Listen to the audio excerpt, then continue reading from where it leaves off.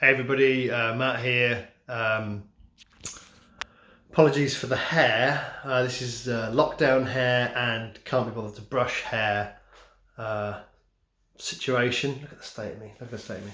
Anyway, I wanted to give you a little update on my Huel only experiment, if you like, or challenge. For those of you that don't know, I'd set myself a challenge of trying to replace all of my meals with Huel meal replacement shakes, which for those of you that don't know, this here is what I'm talking about.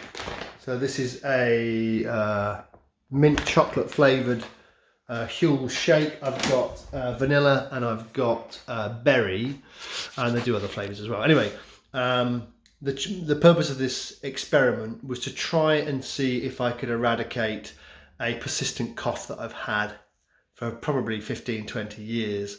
I've been to the GP. They've told me that I've got GERD, which I think is gastroesophageal or esophageal reflux disorder. Essentially, it's some form of acid reflux.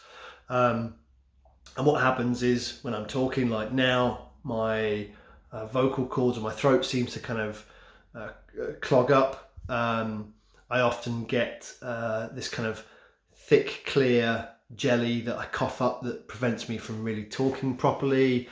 And it makes me cough all the time and clear my throat. Some people have said that they think that it could be psychosomatic. There might be something in that, but I don't think so. I don't think it's a habit because I've had habits in the past, and sometimes you notice that you're doing something without any kind of side effect or output. In this case, I know that what's coming up, this thick jelly mucus, is not just psychosomatic. There's something going on. Now, it might be that by coughing it's creating that mucus, so maybe there is something psychosomatic that's then exacerbating the problem, but I don't think so. A bit of backstory: I smoked for a long time. I'm 42 years of age. I gave up smoking about 8 years ago because of this cough. It didn't change anything. I mean, I ended up getting rid of the smoker's cough, which if you've ever smoked or been around smokers, you know what that means. But this persistent clearing my throat hasn't gone away. So I've been on Huel now for 7 days, actually longer than that. Today is Tuesday, so this is day 9 actually, day 9. Initially I thought it was quite straightforward. I actually had been subscribing to Huel for 12 months or more before this challenge started, but I was only having Huel in the morning, Huel, replacing my breakfast because I couldn't be bothered to make breakfast before work, and I was having lunch, a shake for lunch as well, and then I was having a normal meal when I got home. And by normal meal, I'd eat whatever I wanted, and drink whatever I wanted. So generally, I'd have a typical British meal, and maybe a beer to wash it down.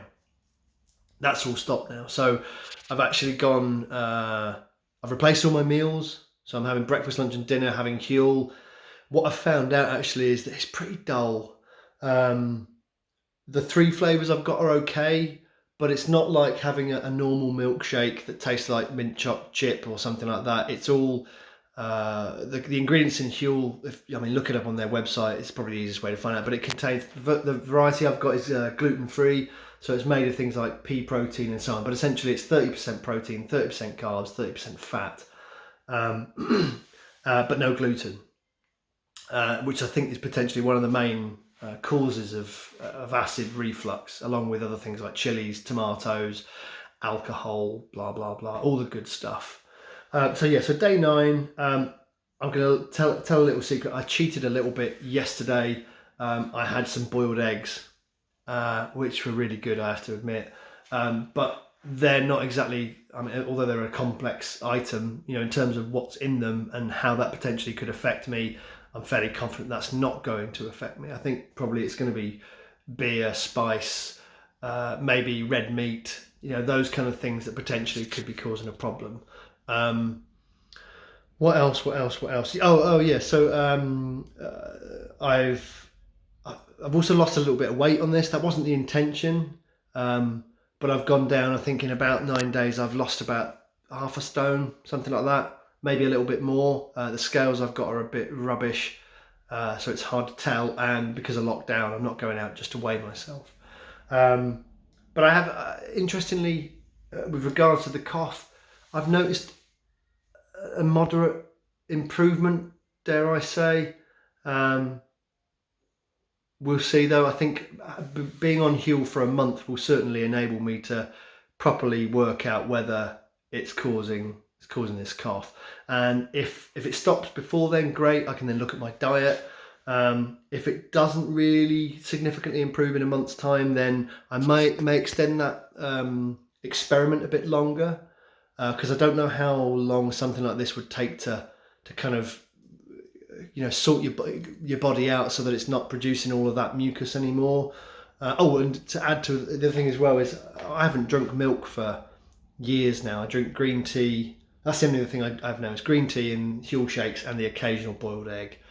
Nothing else, and stay off everything else. So I think from a health point of view, this is purely about the cough. I noticed somebody else commented on one of my earlier videos about they've got a similar situation, and if you search for like acid reflux or GERD on YouTube, you'll get an absolute plethora of videos of people with all of their special remedies and stuff. A lot of the videos will say things like, try this home remedy to cure your acid reflux. I don't believe it for a second. There are certain things that are supposed to help with those kind of things, a bit like drinking Gaviscon or having some kind of, I don't know, not Alka-Seltzer, but something that settles your stomach. Sort of gets rid of the acid, because I've read some interesting stuff that says you need to have the acid. It's more about perhaps eating the wrong things. And the other thing that I've also been told is that sleep position can contribute to it. So I had to check the facts, but I think something like if you sleep on your left hand side, it's better than if you sleep on your right side.